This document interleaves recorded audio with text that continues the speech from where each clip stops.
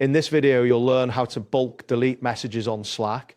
By following these steps, you will be able to remove multiple messages efficiently from your channels. Begin by navigating to the Slack application on your device. Ensure you are logged into your workspace. Once you're on the main screen, look for the Home option located on the left sidebar. Click on Home to access your workspace's main interface. Next, find the Channels section within the sidebar. This section displays all the channels you are a member of. Click on Channels to view the list of available channels in your workspace. This will help you identify which channel contains the messages you wish to delete. After that, select the specific channel from which you want to delete messages.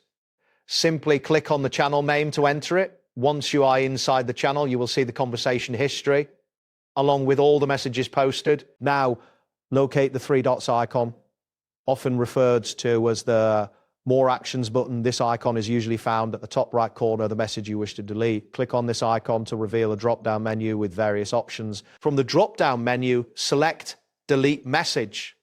This action will prompt a confirmation dialog to appear on your screen. It is important to acknowledge this step as it allows you to verify that you are about to delete the correct message. In the confirmation dialog, click on Delete Message to proceed. This will remove the selected message from the channel. You may notice a brief loading indicator as the message is being deleted. Finally, confirm the deletion by clicking on the Delete button in the dialog box that appears.